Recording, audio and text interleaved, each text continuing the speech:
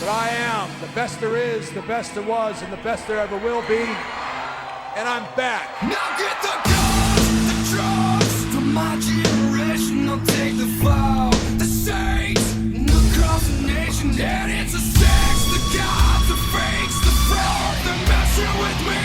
Come on, come on, come on. Let's get it on. Move to the music, play that fucking music. Let the music, yeah.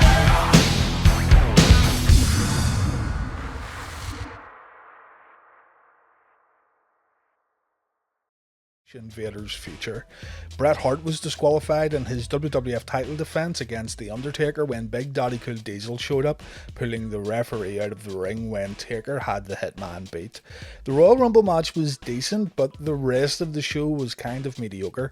Bret vs Taker should have been special, but the weak finish really did ruin things. Keep in mind the match was nearly half an hour long. Investing this much time into a match only for it to end with a run-in felt a little cheap. But anyway, with Bret leaving the pay-per-view as champion and Shawn winning the Rumble, the Hitman vs the Heartbreak Kid WrestleMania main event had been penciled in, and it also looked like Diesel was going to face The Undertaker in the very near future. One Man Gang vs Hulk Hogan is next on Nitro, while WWF Champion Bret Hart battles IC Champion Goldust on Raw. Before the main event, it's announced that Diesel will battle Davey Boy Smith next week on Raw, while Shawn Michaels meets Yokozuna one-on-one. Goldust makes his way to the ring with Marlena. Marlena made her debut at the Royal Rumble, and at this point in time, Marlena was referred to as Goldust's director. Bret gets a great ovation on his way to the ring. McMahon and Lawler say that Bret Hart suffered a knee injury last night at the Royal Rumble, and it also looks like Bret Hart has a black eye due to his match with The Undertaker. As both men begin circling the ring, McMahon announces that Bret Hart will defend the WWF title against Big Daddy Cool Diesel inside a steel cage at In Your House 6. I'll cover that event when the time comes. Goldust and the Hitman lock up, and just as Bret brings Goldust to the corner, we go to commercial break, so we miss the complete start of this match, unfortunately. When we come back, Goldust fights his way out of a hammerlock, and he brings the offense to Bret in the corner. Goldust begins targeting Bret's arm, bringing the Hitman down to the mat, but Bret is able to launch Goldust out of the ring. Things get a little silly when Raw goes to another commercial break. There was about a minute of action here in between commercials, and it seriously hurts the flow of this match. When we come back for the second time, Goldust once again has the upper hand. Bret has to fight his way out of a wrist lock this time, and I couldn't help but notice that referee Tim White is seriously distracted by something here. He's shouting Bret's name and trying to give a cue while looking straight at the entranceway. Bret again throws Goldust out of the ring. Goldust and Marlena look like they have had enough, but Razor Ramon greets Goldust at the entranceway, tossing Goldust back into the ring as Bret Hart gives a thumbs up to the bad guy. Another commercial break. That's 3 in one match, and when we come back, Bret hits a second rope clothesline, a Russian leg sweep, sharpshooter, and it's all over. Way to bury your new Intercontinental Champion also here, Vince. I had really high hopes for this one, and I did say I wouldn't complain about commercial breaks because it's simply an unavoidable reality of weekly television wrestling shows, but it's hard to ignore 3 commercial breaks in one main event.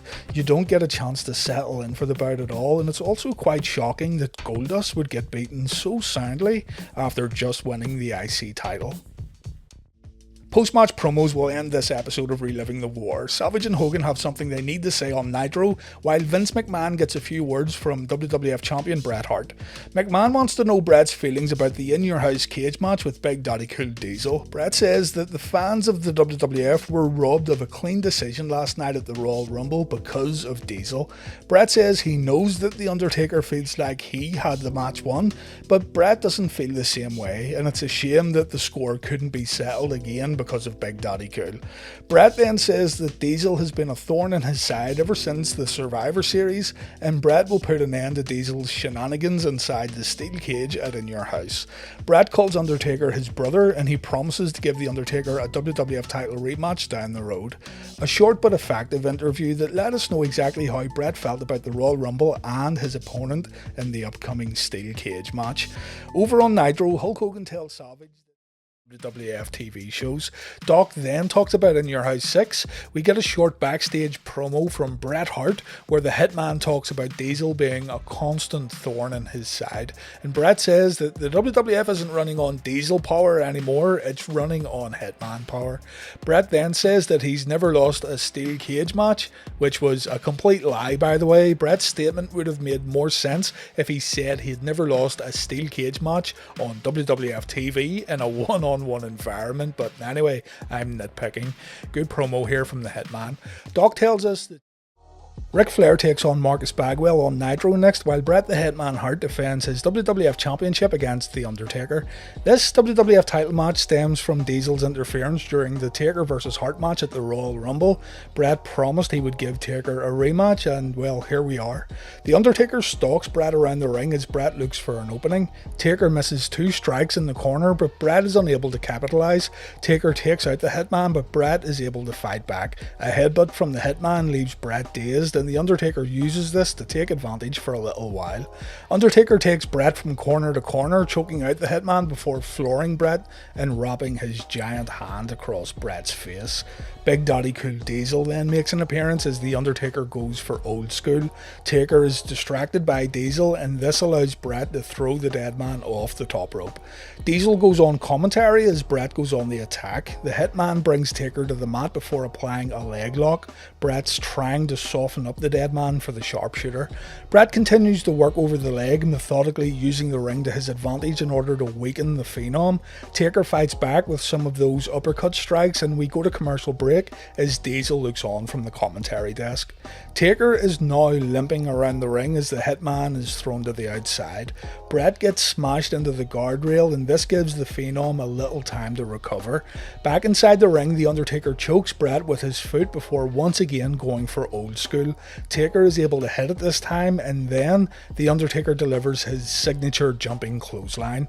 Undertaker scoops Bret up for the Tombstone Piledriver, but the referee gets knocked out in the process.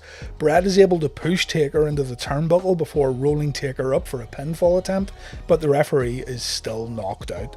The match continues then without a referee. Bret again goes after the leg as Paul Bearer tries to wake up the official.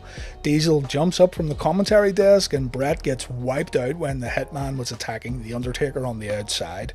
The Undertaker then goes after Diesel, and it looks like Diesel has been taken out, but then Big Daddy Cool grabs a steel chair and he smashes Taker across the back before bringing the Phenom into the ring for a jackknife powerbomb.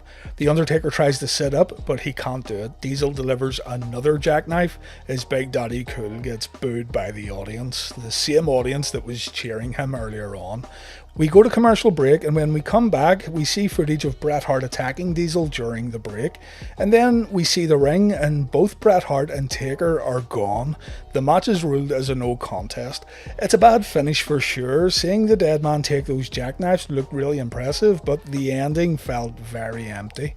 As you can probably tell, the WWF were all about protecting Bret and Taker during the run-up to WrestleMania XII.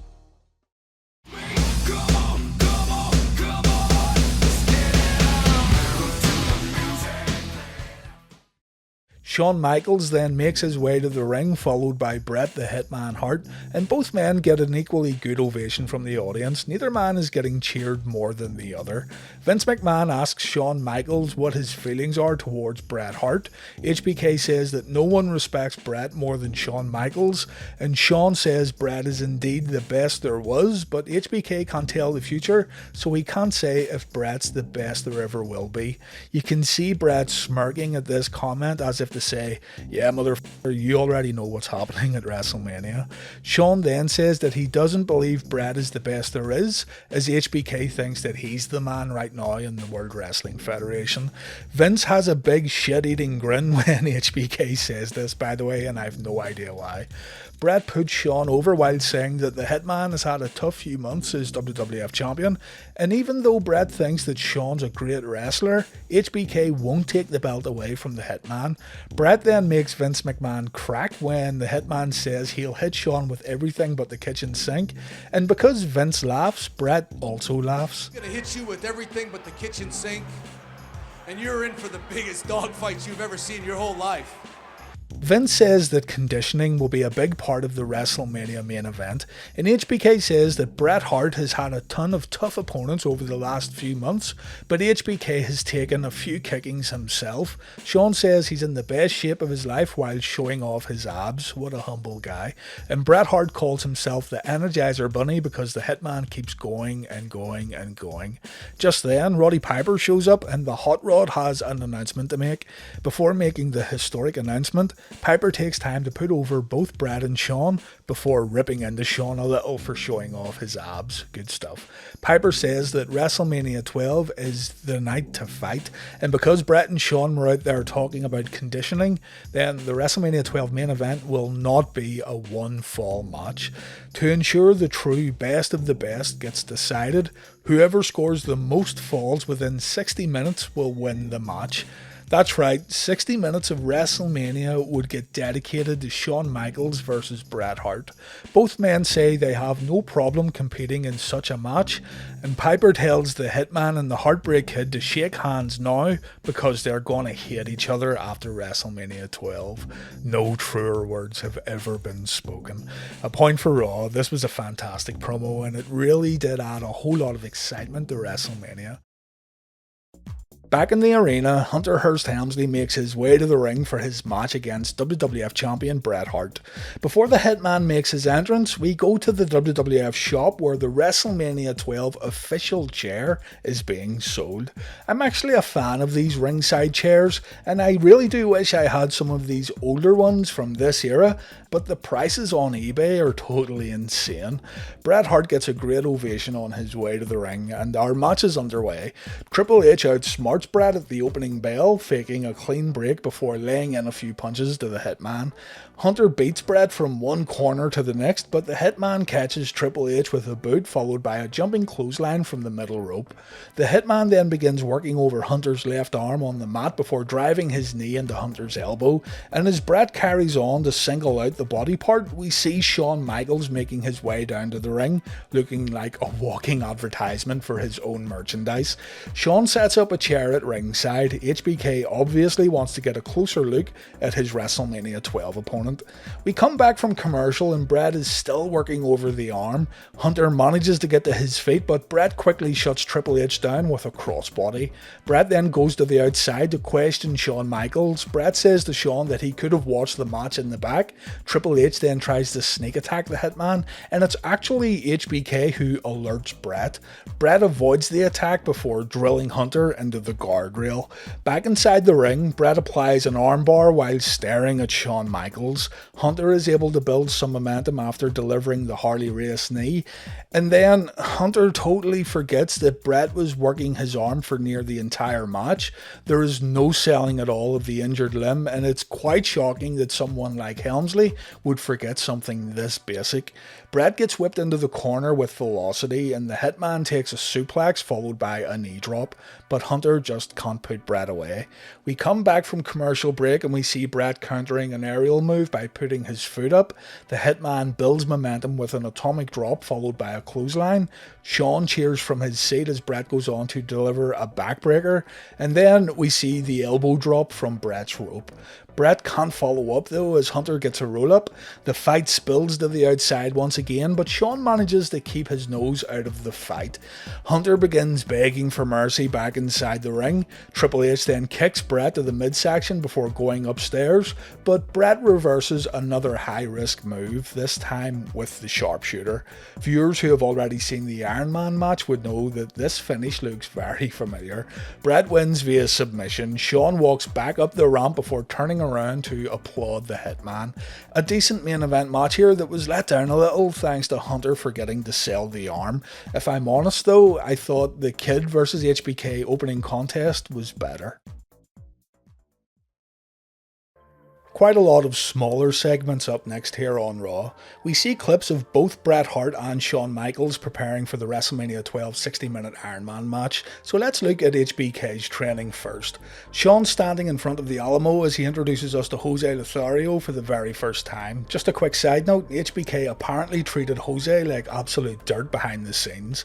We then see Shawn hitting a punching bag, HBK's climbing ropes, he's going across monkey bars, he's running up stadium steps, and he's doing balanced upside down push-ups in front of an American flag. Shawn asks Jose if he ever imagined that his student would win the WWF Championship, and Jose says of course. We then go over to Bret Hart in Calgary, and Bret says that the roots of his wrestling training is all about toughness. The Hitman then says that Shawn's training had sprinkles of Lucha Libre incorporated, thanks to Jose Lothario, and then the kicker comes. Bret says he can't think of any tough Mexican wrestlers. I'm sure a lot of Mexican superstars would disagree with the Hitman here, but anyway, we see Bret running on a treadmill and he isn't watching tapes of his opponent. Oh no, he's watching tapes of himself. Bret then says that Shawn can't lace the Hitman's boots. Bret says HBK has one good move, the super kick, and the rest of the 60-minute Iron Man match will just come down to conditioning and nothing more. We also see Bret out running in the snow, and yes, it does look a little less glamorous than Shawn's training. Bret would complain about this too, saying that Shawn looked like $1 million with his training montage, but the Hitman's training video made him look a little more boring. I don't know about that. I mean, Bret's getting his ass kicked by Stu in the dungeon, and that's pretty cool. But if you were a young fan and if you didn't follow the Hitman's career and whatnot, then I guess Bret has a point. Still, the words that come out of Bret's mouth cut way deeper than what Shawn's did. Bret basically said his WrestleMania opponent is good, but he's not the best. And everyone will remember that after the 60-minute Iron Man match at WrestleMania. Good stuff here though. These montages are well remembered and they go hand in hand with the WrestleMania main event.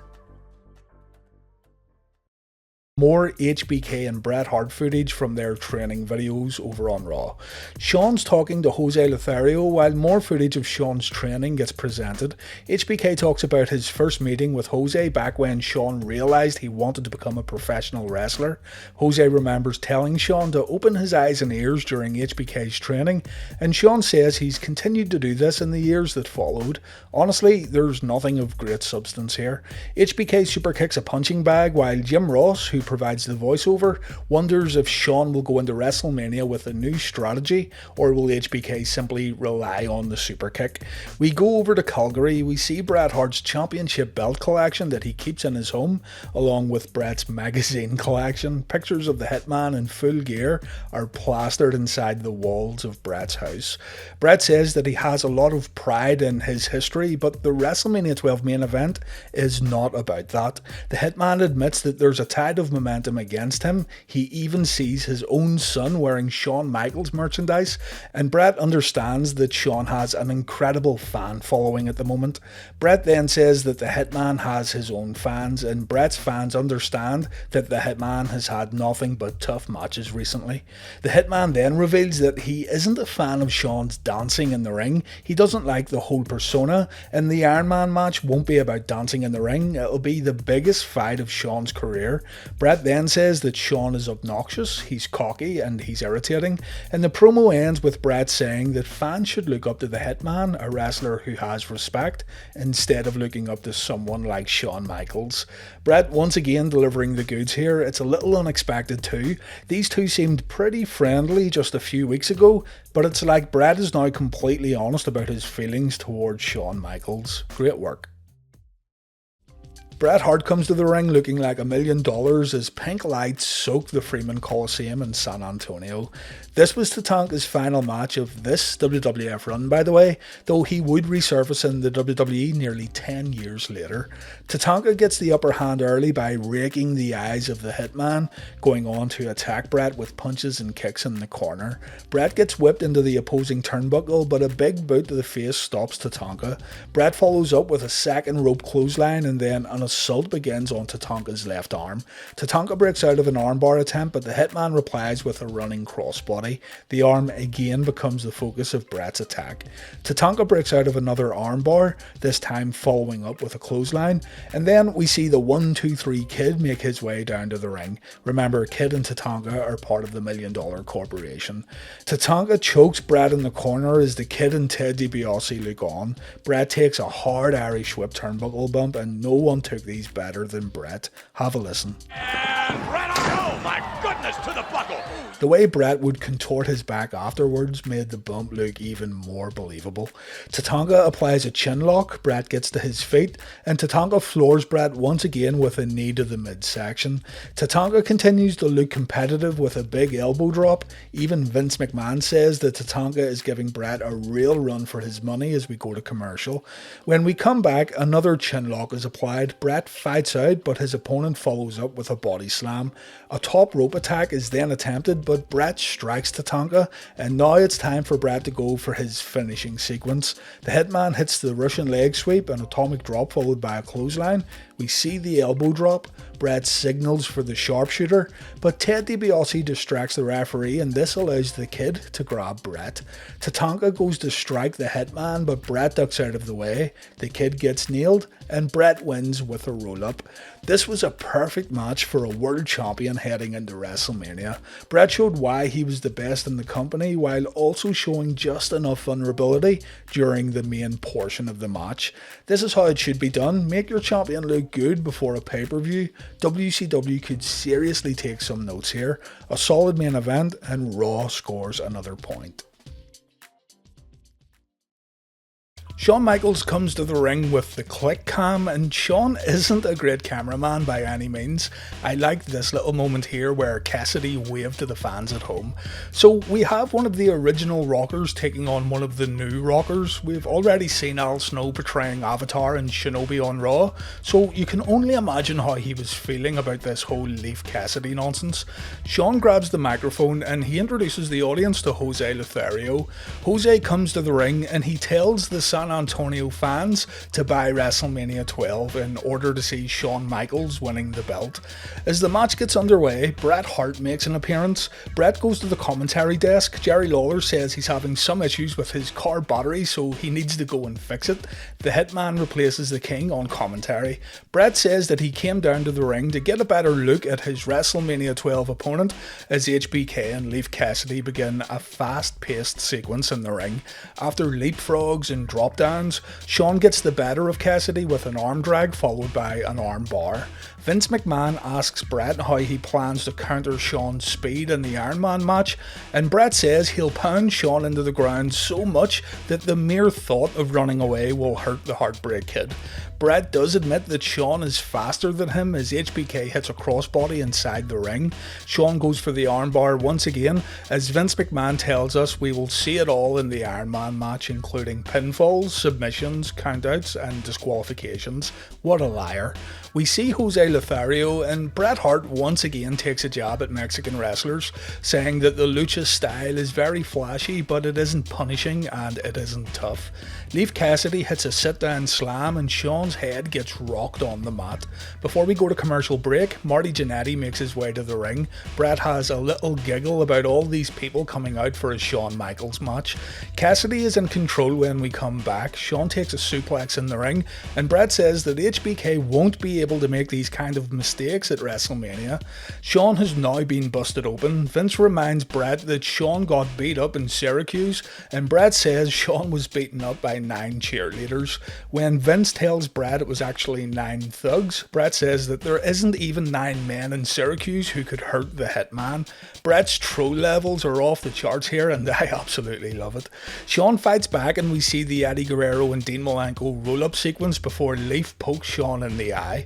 Cassidy then goes for a powerbomb to stun gun sequence, but Shawn gets his foot caught on the top rope, resulting in a bad looking botch and also resulting in Leaf Cassidy probably getting destroyed backstage by Shawn and his buddies. Shawn takes a superplex and Bret likes what he sees. Leaf goes for the same move again, but Shawn reverses, hitting a top rope clothesline afterwards. Shawn then hits an atomic drop, and then Leaf thinks that Shawn is going for a back body drop, but Shawn was going for another atomic drop. This causes Shawn to fall over after the move, and you can see the anger in Shawn's face afterwards. Mistakes like this don't look good just before WrestleMania. Marty Jannetty gets involved, and this forces Bret to get up and do something. Bret pushes Marty away. Shawn hits the super kick in the ring, and Shawn wins the match. Shawn goes to the outside, and he and Bret have words with each other. Bret goes back to the commentary desk, and even though Shawn showed a lack of gratitude here, Bret Bret says that Shawn is still his friend. Bret then says that, friends or not, Shawn is in for the biggest beating of his life at WrestleMania, and our segment comes to an end. The stuff with Bret was good, but the action in the ring was sloppy on a few occasions. There was a real lack of communication between Michaels and Cassidy. We have more Bret Hart and Shawn Michaels training videos, while WCW gives us another match, Disco Inferno versus the Booty Man. We know what to expect now from these videos, and over the past few weeks I've enjoyed watching these again. This time the stories of Bret and Shawn's road to WrestleMania gets wrapped up. We see Shawn Michaels leaving Jose's gym as a hype video plays, talking about Shawn's path to the championship. The promo here is very well done. It puts more focus on what happens if Shawn loses and what happens if Bret loses. The voiceover guy asks questions about how Shawn will cope if the boy who dreamed doesn't get realised, and we are also asked if we still cheer for Bret Hart if he's unable to defeat Shawn Michaels. Where is Bret's place in the WWF if he's not the number one good guy? We get more words from Bret Hart. It's taken from the same interview we've seen over these past few weeks, but Bret has always had interesting things to say here. Bret says that he sees himself in Shawn. Bret says he remembers passing Randy Savage in terms of his place in the World Wrestling Federation, and now Shawn is trying to pass Bret. Interesting that Bret would use Savage as an example here and not Hulk Hogan.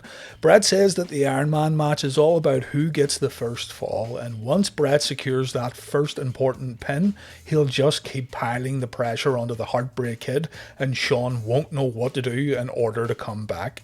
Bret finishes the promo by saying that WrestleMania XII's main event is all about who is the best wrestler.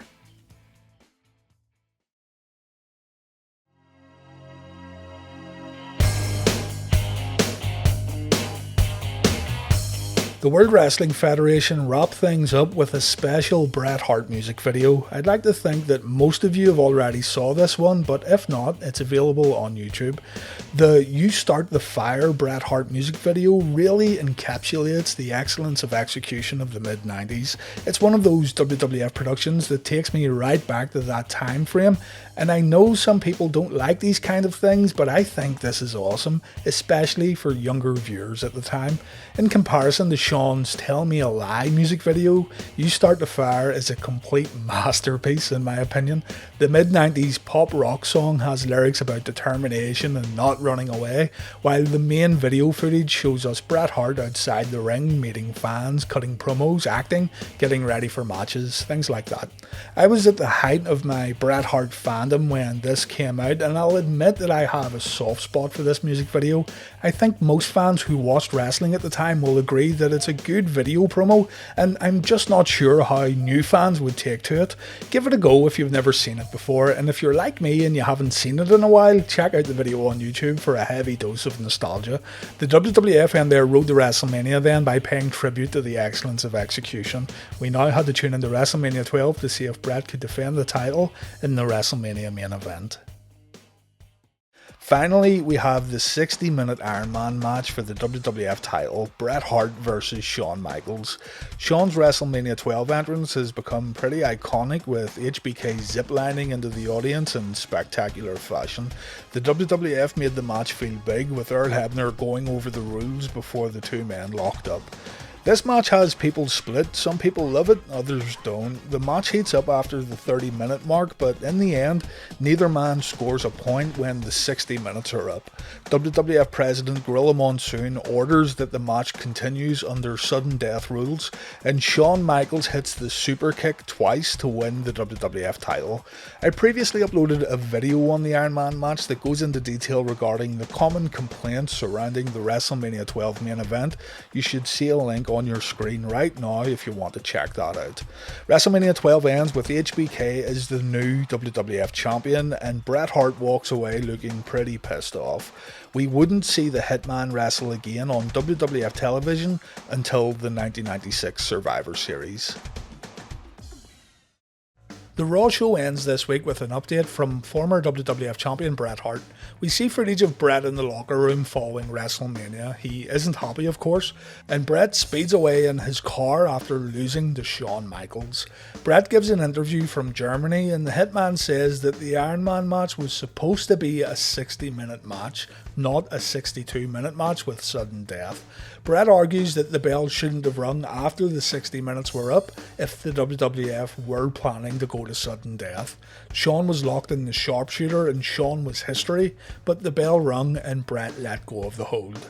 Bret's job was to defend the championship within 60 minutes, something that Bret did, and Shawn's job was to win the title within the same 60 minutes, something that Shawn failed to accomplish. Bret says that another wrestling company is throwing a lot of money around, but Bret wants to stay in the World Wrestling Federation. He's not greedy for money, he's greedy for respect. But he's also having second thoughts about returning to wrestling altogether. He does say though that if a title shot was offered to him the next day, he would take it. And then Raw goes off the air. The Hitman Bret Hart is on the wrestle vessel trying to chill out, but these little assholes here keep asking him, when are you coming back to the WWF?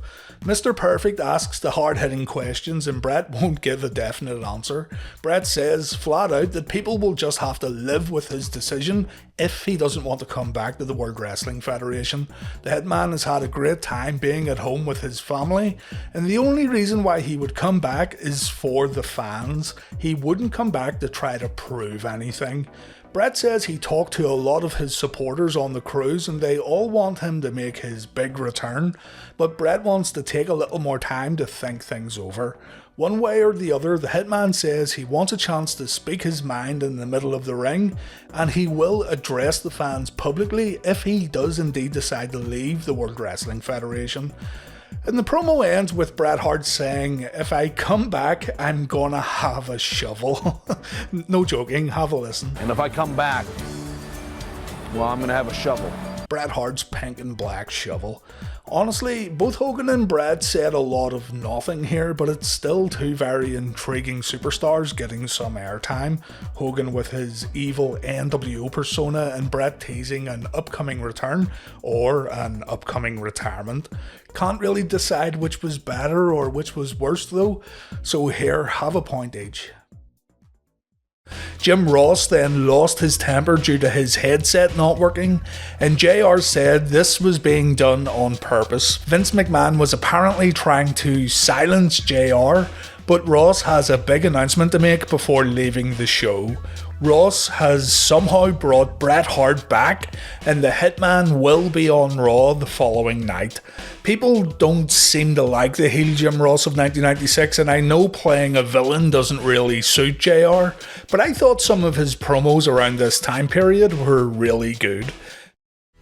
Raw kicks off with footage of Bret Hart leaving WWF after WrestleMania XII. Vince McMahon provides the voiceover here and he says Bret is scheduled to reveal his WWF future live tonight inside the ring. Up next we have the return of Bret Hart on Raw while WCW Nitro presents JL vs NWO Sting. Jim Ross is going to interview the Hitman. Bret's music plays in the arena and I'm sure many fans were expecting a fake Hitman to walk out, but Bret is here and he's going to address his future. Ross cuts straight to the chase, asking Bret if he's going to retire. Is he going to take an office job? Is he going to answer the challenge of Steve Austin? Or is he going to wrestle elsewhere in the future? And Bret says he got an offer from a, quote, rival wrestling organisation, referring to WCW of course. Bret says the company approached him with honour and dignity. He won't say anything bad about how they represented themselves, and this rival organisation also made Bret a very good offer to leave the World Wrestling Federation.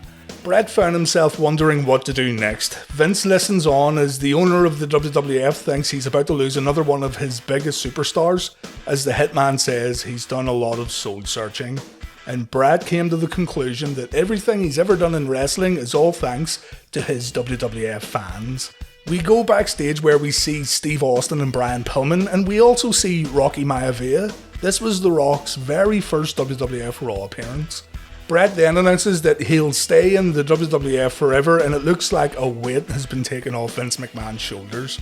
The Hitman wants to talk about WrestleMania XII next. Bret says that he has no excuses. Shawn Michaels beat him fair and square for the WWF title.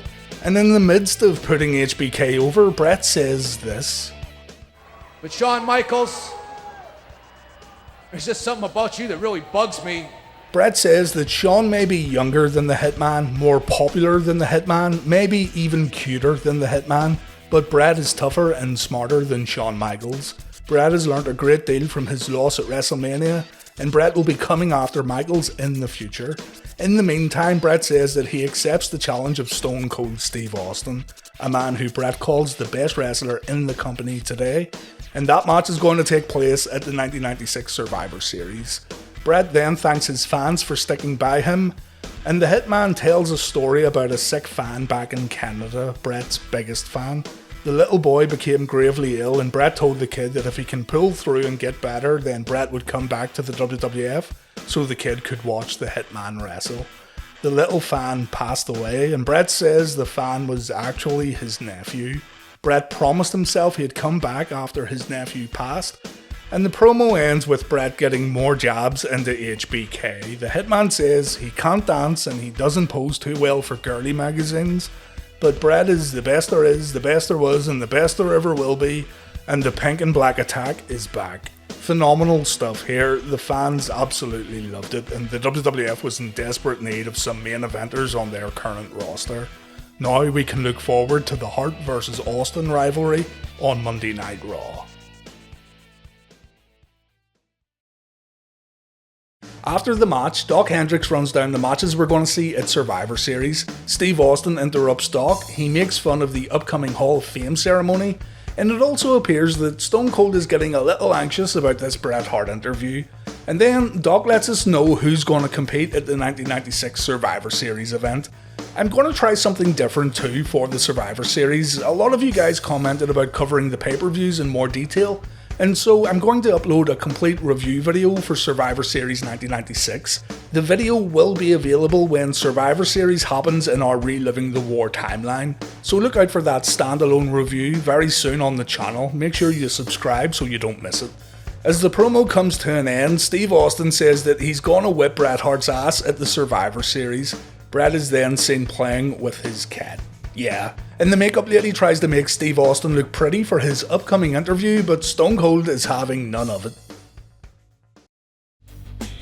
Bret Hart and Steve Austin are going to talk about their upcoming match at the Survivor Series.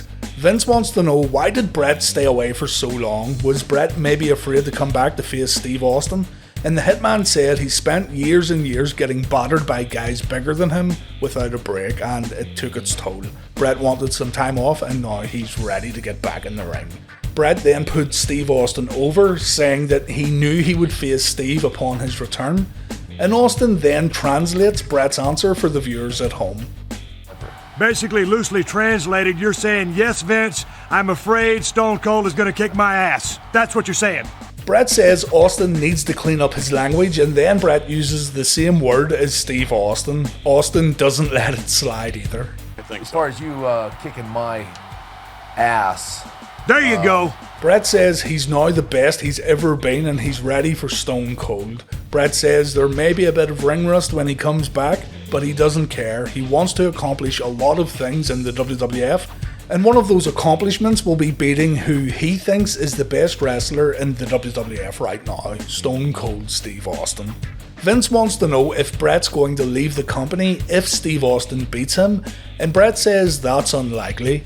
Stone Cold then sets the tone for this whole rivalry when he says, win, lose or draw, it doesn't matter. Bret will never be through with Austin. Hart will have to kill Stone Cold to end this rivalry. And keep in mind, this is something that Austin would remind Bret of months down the line. Steve Austin, quite simply, is stealing the show here. Well, that's why I'm the excellence of execution. Yeah, whatever. You wear a hood while you get assassinated. Austin continues to cut Bret off, but at the end of the interview, while Bret was talking about his righteousness, Vince McMahon tells Bret the interview is now over, and you can see Bret's like, fucking excuse me? Austin then gets annoyed that a production guy is counting him down, and the rattlesnake throws the little guy into a ladder. Austin then begins ragging everything around him, and yeah, this was excellent. Stone Cold came out of this one looking great. It's extremely difficult not to enjoy Stone Cold being a no-nonsense badass, and it's clear as day why fans were now starting to get behind him. Bret had only made his return, and I know some people won't like this, but Steve Austin completely stole Bret Hart's spotlight here. Excellent work, and a point for Monday Night Raw.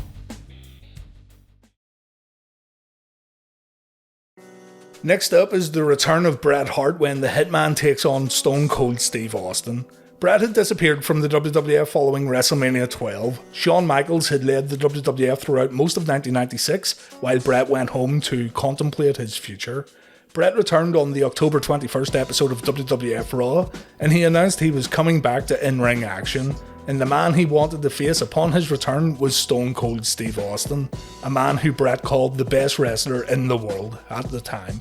Following this announcement, the WWF really got behind Steve Austin in a big way. People like to say the 1996 King of the Ring was the beginning for Stone Cold, but just watch WWF Raw and Superstars following October 21st, and you'll see Steve Austin truly come out of his shell. Stone Cold had been excellent during this entire build-up, and it's no surprise that fans got behind him. He was a breath of fresh air to a rather stale WWF product. Hart vs Austin was an intriguing matchup. It was hard to imagine Bret losing his return match, but at the same time, Austin was on fire, so fans were excited to see this showdown. The WrestleMania XIII match is more historically significant, but this Survivor Series match is arguably a better pure wrestling contest. There's many fans who prefer this match over the WrestleMania XIII encounter, and that's absolutely fine too. Both are great and both have qualities worth talking about.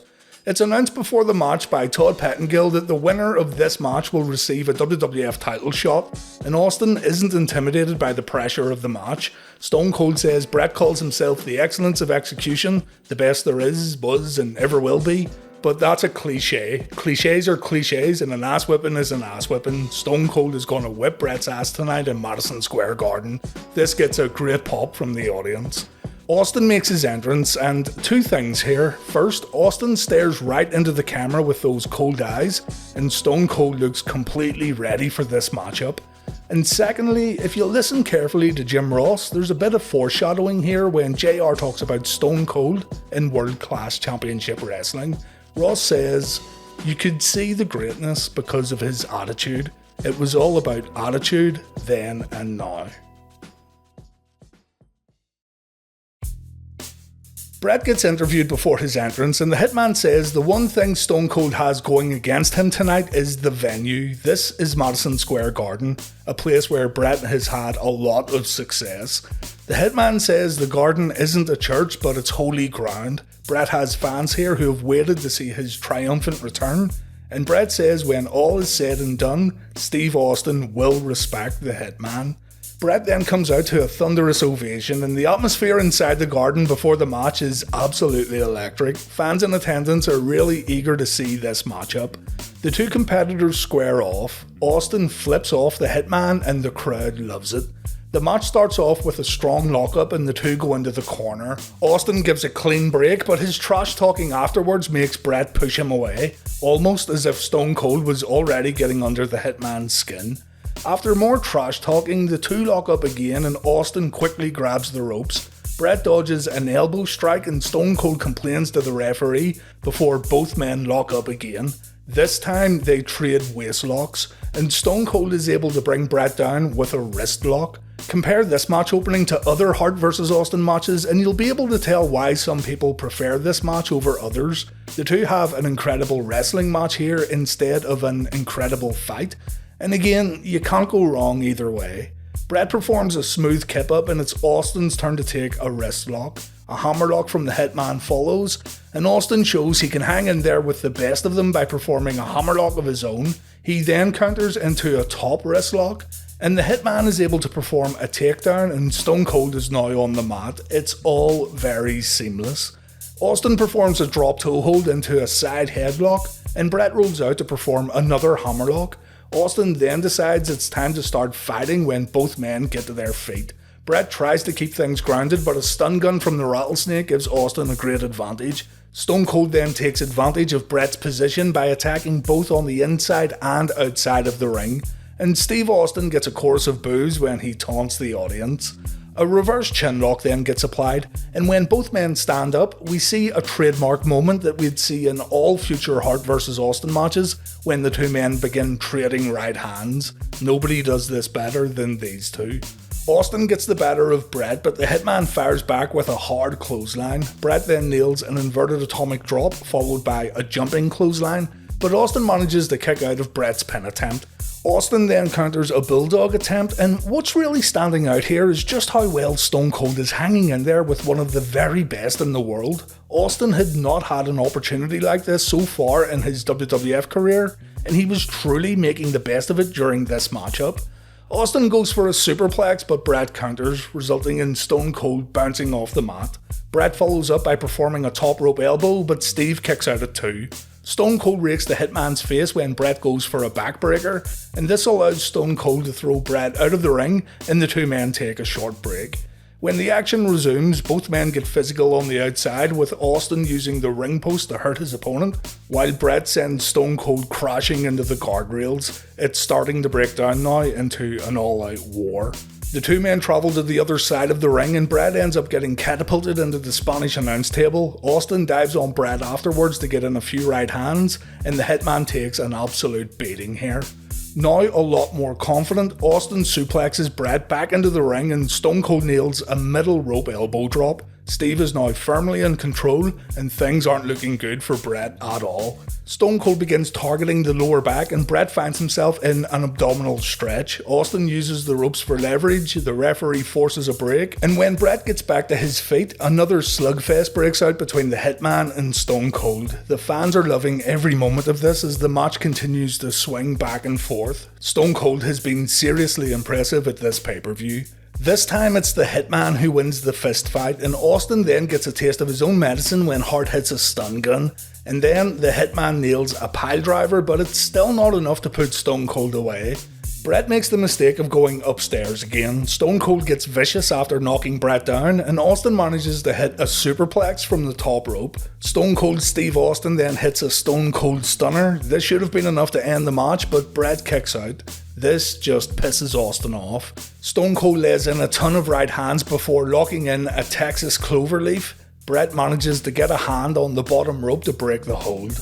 Bret then gets whipped into the corner, and he takes a great looking ring post bump back first, and after Bret kicks out of a pin attempt, Stone Cold applies a bow and arrow. Bret tries to counter with a sharpshooter, but Austin gets to the ropes. Jim Ross says here that Austin is a lot more than a schoolyard bully. Stone Cold escapes a sleeper attempt with a jawbreaker, and Stone Cold decides to pull off his old finishing move, the $1 Million Dream. This was Stone Cold's downfall. Bret is able to counter the move by jumping off the turnbuckles, and Austin gets pinned. Bret Hart then wins the match, and Madison Square Garden goes crazy. Absolutely incredible stuff here in one of the best matches of 1996. Bret may have gotten the win, but Austin gained a lot here in defeat. Stone Cold Steve Austin was legitimized with this match, and Austin's body language afterwards tells us that this isn't over. Stone Cold could have beaten Bret here, and Steve Austin was going to try again very soon. Raw kicks off with a big one, Bret Hart vs Owen Hart. Over on Nitro we have Big Bubba taking on Rick Steiner. Jerry Lawler isn't happy that he has to hear Bret's music again in the WWF, and Jim Ross reminds us that Owen Hart has beaten Bret in the past. Bret gives his shades away to a little girl at ringside, while our guy here is like, fuck that little kid, 4 Horsemen brother. If we look beyond the Horseman guy, there's also a gimp in attendance tonight.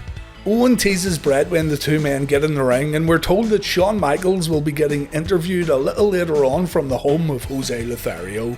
So this is Bret's first match on Raw since March of 1996. Can you remember who Bret faced in that match? It was Tatanka. Long drawn out lockups start this one off with Bret getting the upper hand. Owen gets brought to the corner twice, and both times Bret gives a clean break.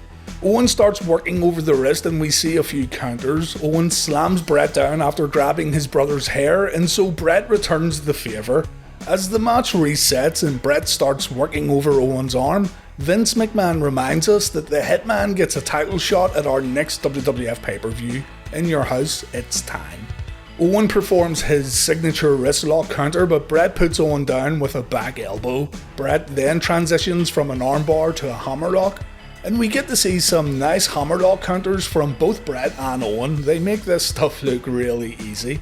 Owen breaks the hold by getting to the ropes. The brothers then push and slap each other around, with Bret's slap missing by a mile, and Bret goes straight back to the arm afterwards. Owen breaks out, but Bret nails a hip toss followed by a clothesline. Owen then gets whipped into the corner and a back body drop follows. The King of Hearts is bumping all around the ring here for his big brother.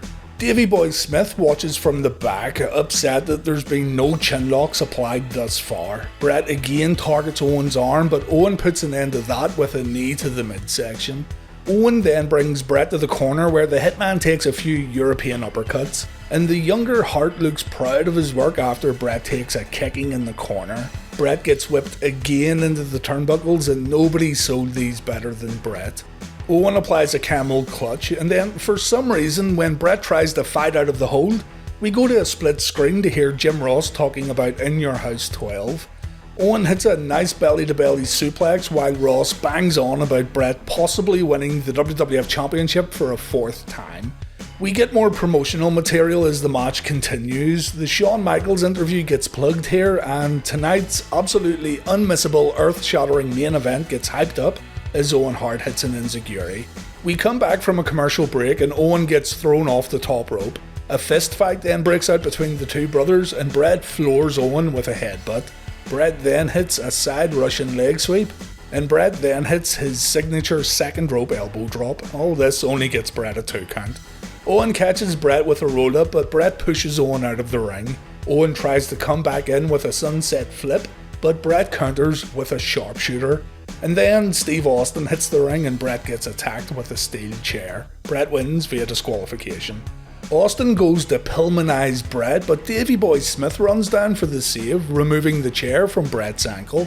Austin tries it again and Davey again takes the chair away, so Austin decides to nail Davey instead before leaving the ring. Interesting stuff here. Is this a British Bulldog face turn? Are there some problems with the tag team champions? Have we worked out what the hell this guy is supposed to be and what he's doing on Monday Night Raw? Hopefully we get answers soon. We then see clips from that UK tour. Remember last week when Bulldog saved Bret Hart? Well, the storyline progressed overseas. Austin attacked Sycho Sid with the WWF Championship belt, and this caused the British Bulldog to hit the ring to attack Austin. Once Austin got out of the ring, Sid tried to powerbomb Davey, but Bret Hart then came down to save his brother-in-law. Bret and Sid went face to face, but Steve Austin then attacked Bret from behind, resulting in Hart taking a chokeslam from the WWF Champion. Everyone gets interviewed afterwards. Austin is angry at Bulldog showing up. Bulldog is angry at Austin, but Owen wants Davey to focus on their tag team and their upcoming match against Diesel and Razor. Bret says he'll deal with Austin down the road, but right now he's focused on In Your House and his WWF title shot. And Sid rightfully says he has no idea why all these people are getting involved in his match. But with that being said, Sid has no problem taking people out because he's the master and ruler of the world. Bret Hart cuts a promo next on WWF Raw while the US title tournament continues on Nitro, with Diamond Dallas Page taking on the fake Double J, Jumping Jesus. Jim Ross reminds Bret Hart that he could become a 4-time WWF champion this Sunday at In Your House, and Hart says ever since he left the WWF after WrestleMania, all he's thought about is becoming the champion once again. Sycho Sid may be 6'9", but Bret wants that title and Sid is just standing in his way. Bret says when Sid snaps, they call him Sycho, but when Bret snaps, they're going to call him the WWF Champion. Bret doesn't care how big Sid is and how bad Sid is. This Sunday, Sycho Sid will be excellently executed by the best there is, the best there was, and the best there ever will be. And that's it. Bret didn't talk about Shawn Michaels at all here, and remember, HBK's going to be at ringside for this title match at In Your House. You'd think he would have been an important part of the promo. When Bret Hart made his comeback back on the 21st of October, he took some shots at Shawn Michaels, the man who defeated him at WrestleMania XII. Hart said there's something about Shawn he just doesn't like, and these words stuck with the Heartbreak Kid. Bret then defeated Steve Austin in his big comeback match at Survivor Series, and the Hitman earned himself a title shot at In Your House It's Time. Also at Survivor Series, Sid defeated Shawn Michaels to become the new WWF Champion, so you can see how Shawn was kinda intertwined in this matchup.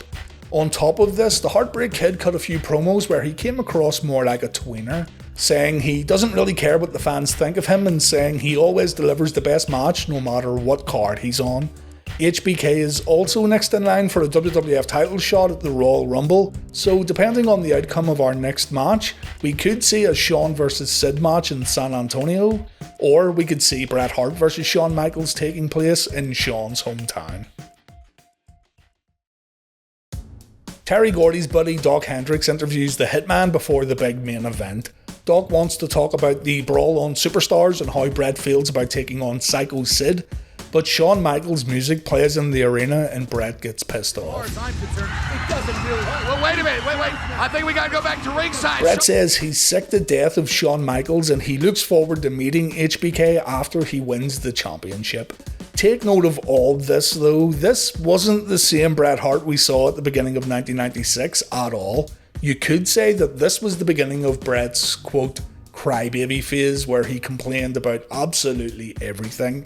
And of course, this would only get worse. HBK comes down to the ring followed by Bret and Sid. Bret looks seriously pumped up for this one and Sid looks as intimidating as ever. But on commentary, Shawn is burying both guys. HBK says that Bret turned into a bitter man while sitting at home and he's now past his prime. And Sid should be known as the WWF's most expensive piece of luggage, meaning everyone has to carry him through matches. Bret starts this one off uncharacteristically by attacking Sid from behind. The Hitman goes to work on Sid with a series of strikes, but this was a mistake. Sid whips Bret into the corner and the Hitman takes a clothesline. And if we've learned anything by watching Bret Hart wrestle big guys, we know that Bret needs to focus on a leg. Bret does manage to hang in there with Sid though, raking Sid's eyes on the ropes and bringing the big man down with a snapmare followed by a leg drop. Shawn says Bret can scrap when he needs to and this is what we're seeing right now, but then he negates his praise of the Hitman by calling him vanilla and boring. Bret again learns that slugging it out with Sid will probably be ineffective as the big man clubs Bret so hard that the Hitman has to take a timeout. Sid chases Bret and the Hitman tries to get back inside for a setup, but Sid pulls him right out and Hart takes more punishment. Sid throws Bret back into the ring and Bret recovers in time to go on offense again. He tries to land a few strikes while Sid's against the ropes, but the big man throws Bret back to the outside and so far, Bret's strategy hasn't got him anywhere. On the outside, Sid pulls up the protective mats and he goes for a powerbomb, but Bret counters it and Sid gets his lower back rammed into the ring post. Not once, not twice, but 3 times. Knowing Bret wouldn't waste much motion during his matches, and seeing as he done this 3 times, maybe Bret isn't going to target the legs after all and he's going to go for Sid's lower back. And this just gets confirmed when the Hitman hits a middle rope double axe handle. Shawn says that this kind of targeted offense is Bret's bread and butter. If it works, Sid's going to be softened up for a sharpshooter and it'll all be over. Bret hits a backbreaker before driving more elbows into the lower back of Sycho Sid, and Bret drives his knee into Sid's back while performing a camel clutch. The punishment continues. Lawler says that Bret can do this all night long, but Sid is too strong to give up, to which Shawn replies that Sid is too stupid to give up. Bret begins fighting dirty. He chokes Sid on the mat before removing a turnbuckle pad behind the referee's back. Bret tries to ram Sid's head into the corner, but Sid is too strong. Bret notices he's in danger, so he goes straight to the back and Sid ends up taking a back suplex. The big man gets folded up like an accordion here. It's been all Bret Hart these past 5 minutes or so as the beating continues. A side Russian leg sweep from Bret, a suplex from Bret, and Bret's signature elbow drop from his very own rope gets delivered straight to the lower back of Sycho Sid. Bret goes upstairs once again, but Sid catches his opponent. Bret gets thrown off the top, and Sid remembers to sell the back for all of about 10 seconds. As soon as Sid goes on offense, he's been magically healed up somehow. Bret takes some big clubbing blows. Sid lands a big boot and a power slam. The big man misses a leg drop next, and this gives Bret a chance to try a sharpshooter, but Sid pushes Hart out of the ring. On the outside, Steve Austin shows up and he attacks Bret from behind, taking out Bret's leg in the process. Davey Boy Smith comes out to remove Austin from the match, but the damage has been done. Bret's been injured and Sid isn't going to show any remorse. Both men should have been wounded animals here, but Sid has completely forgotten about the beating his back just took a few minutes earlier. Sid tries to hit Snake Eyes on the exposed turnbuckle, but Bret gets down. He tries to push Sid, but Sid counters. Bret then trips up, and one of the big bumps of the match doesn't happen. So they go through the same routine again, only this time Bret takes the bump on the exposed turnbuckle. The impact of the move is totally lost and the fans don't care. The crowd get back into it though when Sid hits a chokeslam and the Hitman kicks out. And immediately afterwards, Bret manages to clothesline Sid over the top rope. Both men tumble out of the ring and Bret wants to use Shawn's chair as a weapon. Shawn gives it up without a fight, but Sid stops the Hitman from attacking. Sid then pushes Shawn to the guardrail before getting back into the ring, and HBK is now angry. HBK leaves the announce desk. He jumps up on the apron, but it's Bret Hart who ends up colliding with Shawn. This stuns the Hitman, and Bret ends up walking straight into a powerbomb, and Sid wins via pinfall. The reaction is kinda mixed as Sid celebrates. Bret rolls out of the ring with a bloody nose, and the Hitman then launches an attack on Shawn Michaels. Sid doesn't get involved, why would he? HBK is next in line, so Sid lets Bret take out his anger on Shawn before the Hitman leaves the arena. The pay-per-view ends with Jim Ross saying Bret was robbed tonight of the WWF Championship, and the commentators take some time to hype up the 1997 Royal Rumble. To me, the match was okay, but not great by any stretch. Sid forgetting about his back was kinda the big thing that stood out for me, but that slip-up and the repeated spot from Bret was also kinda surprising to see. Definitely not a great night for neither man, and the main event kinda felt like a letdown, all things considered. Raw kicks off with a Vader vs Steve Austin match, while WCW Nitro presents Jerry Flynn vs Ice Train. Bret Hart comes out to cut a promo before the match on Raw, and Bret says he should be standing in the ring right now, the WWF Champion. The Hitman says that things have changed since he's came back to the WWF. You don't know who your friends are and you don't know who your enemies are, and there's just no rules anymore. Bret sends a message to Sid, Shawn Michaels and Steve Austin. If there's no rules in the World Wrestling Federation, then that's fine with Bret. The Hitman will do what it takes to be the number one guy once again, and Bret says he'll start by entering the 1997 Royal Rumble match. Bret then says he's going to be just like Shawn Michaels tonight. He's going to sit at the commentary table and call this Vader vs Steve Austin match. Vader and Austin make their entrances and our match gets underway. Steve Austin talks some trash to Bret Hart and Bret says he's just minding his own business, but I'm distracted by the fact that someone actually bought a 1996 Mark Henry shirt. Vince tells Bret that it wasn't entirely Shawn's fault that Bret lost his match at In Your House, and Bret sarcastically says, "No, I just ran into a tree or something last night."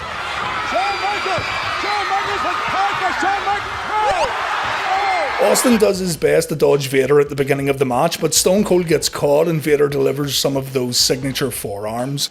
Vader then hits a big clothesline, and Stone Cold isn't looking good here in the opening moments of this match. Jerry Lawler says Bret won't interfere tonight because he wants nothing to do with this tough man competition going on inside the ring, and Bret says Lawler doesn't know a thing about being tough. The crowd comes alive when Austin hits a Lou Thesz press, and they go totally nuts when Stone Cold beats Vader so bad that the big man falls out of the ring. Stone Cold follows up with a diving double axe handle, and then we come back from a commercial break where Vader has regained control on the outside. The match turns into a wild brawl and the fans love it. The two men fight in the audience for a brief moment and Austin manages to turn things around, but back inside the ropes, Steve Austin runs into a tree called Vader. The big man then goes upstairs to end the match, but Stone Cold gets up and he punches his opponent right in his little Vader bombs. The referee lets it slide, and a series of punches from Stone Cold again get the crowd fired up. But Vader overcomes the onslaught by dumping Austin out of the ring. Bret Hart decides it's time to strike. He chops Austin down and a sharpshooter gets applied on the outside. The referee then calls for the bell and the match is ruled a no contest. Vader attacks Bret too, but once the Hitman deals with Vader, he goes right back to Stone Cold, and we see another sharpshooter. Bret was fed up of people interfering in his matches, and Bret decided to start fighting back by doing the exact same thing. This match was really good though, and it's another fine example of how fans were really getting behind Stone Cold Steve Austin. The Honky Tonk Man is going to provide commentary for our main event on Raw. He's got some sort of announcement he's going to make, and here, let me save you the curiosity. Honky Tonk Man is on a talent search and he wants to take a superstar under his wing.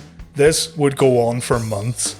I can't imagine many superstars backstage would want to get paired up with this fucking muppet, but hey, greatest IC champion of all time, apparently. The Hitman and the really bad guy lock up and Bret applies a wrist lock. The Hitman brings it down to the mat where he focuses on the arm and shoulder, and the Honky Tonk Man continues to talk nonsense as Bret hits a crossbody inside the ropes.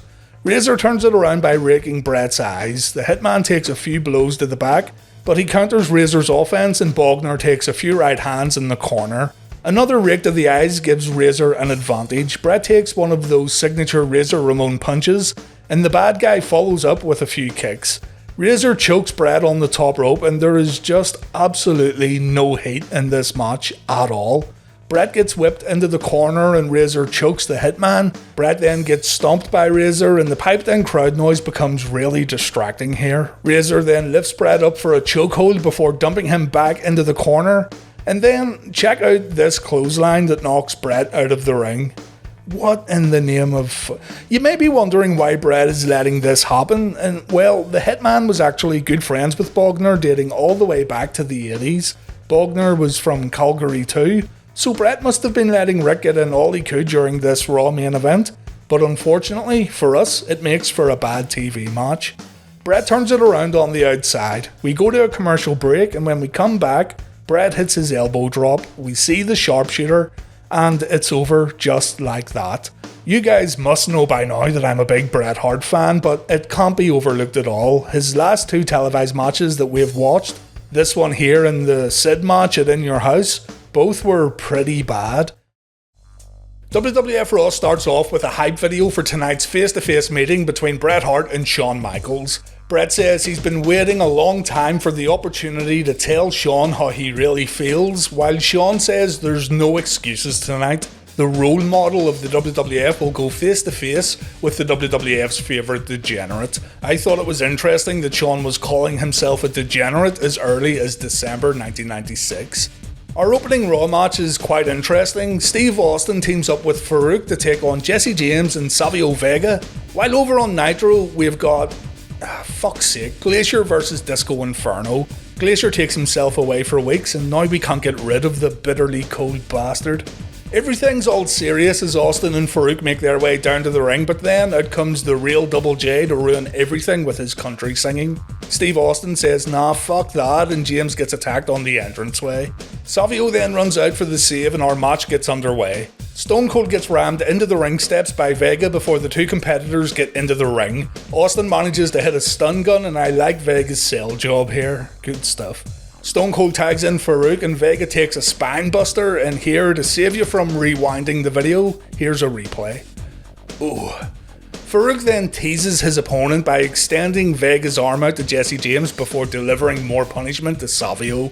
Savio turns it around by getting a boot up in the corner followed by a heel kick, and then we see Bret Hart watching the match backstage. The brightness on that 4K HDR monitor must be absolutely cranked to the max because the Hitman needs sunglasses to watch along. Stone Cold gets tagged back in and he stumps a mud hole in Savio. The referee gets distracted by John Jones in the opposite corner, so Farouk gets in a few cheap shots too. Savio then tries to catch Austin with a pin attempt, but Austin kicks out and Savio takes a clothesline. Another standing heel kick helps Savio to buy some time. Savio tries to reach Double J. Austin grabs his leg. Savio then hits an enziguri and the tag is made. Check out the absolute lack of crowd reaction when James finally comes into the match. From behind, actually before the match officially began by Stone Cold, and now, yeah. James goes to work on Austin. Stone Cold takes a flying forearm and a bulldog from the corner. Austin decides to tag out, and this leads to Farouk taking a back body drop. James gets a little too confident and he throws himself out of the ring. Austin takes advantage by hitting a chop block on James. And as Steve Austin and Farouk celebrate their dirty work, the Hitman Bret Hart comes down to the ringside area. Austin gets out of harm's way and Bret goes to check on Jesse James because, you know, they are really good friends and all that. It looks like James can't continue the match and Bret starts lobbying to get added to the bout as Jesse's replacement. We come back from a commercial break and yes, Bret is now teaming up with Savio Vega. This is what we call an upgrade. Farouk makes Bret reconsider his decisions by applying a lethal chin lock on Savio Vega, and when Savio breaks the hold, Austin runs in to prevent Vega from tagging in Bret. Stone Cold gets officially tagged in and he applies another chin lock to Vega. Vega's chin has nearly fallen off at this point, but he perseveres. Bret looks on as Savio is literally getting knocked out cold by the chin lock. The referee has to raise Vega's arm, but Savio springs to life, and when both men get back to their feet, a wild fist fight breaks out. And in comes Farouk to hit a power slam on Vega. Bret is now wishing he just watched this match on that ultra bright monitor backstage. Finally, Savio does some damage when Farouk takes an electric chair drop, and here, let me remind you of something.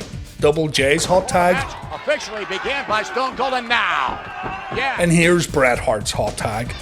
All he can do is accept that.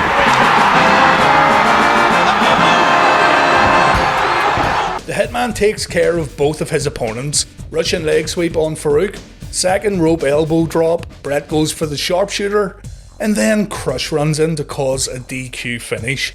All of that for fucking Crush to come down and the match gets thrown out. The Nation and Steve Austin attack Savio and Bret.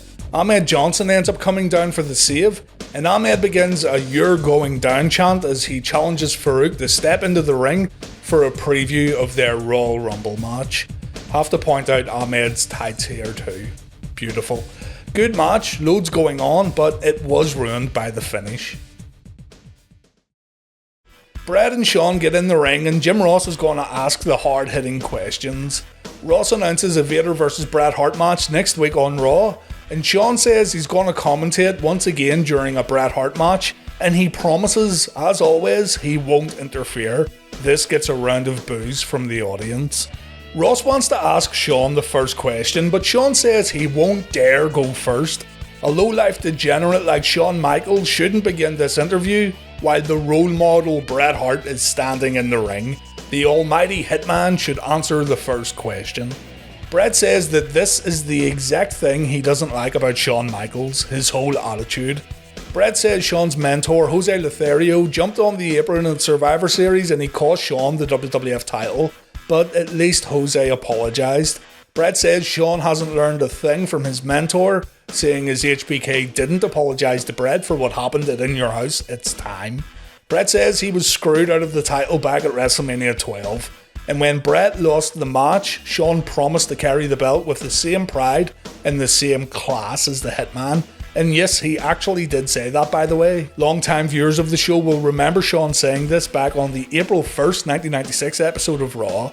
But, well, Bret says that Shawn didn't even come close to carrying the WWF belt with honour.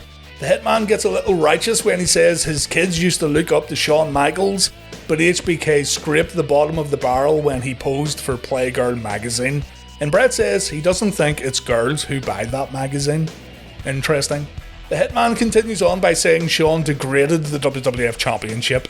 HBK isn't a man's man, HBK has no class, he's a disgrace, and Bret summons his inner Hulk Hogan as Shawn takes off his jacket, and Bret says, quote, "Sooner or later, brother, you're going to step into the ring with me whether there's a title on the line or not."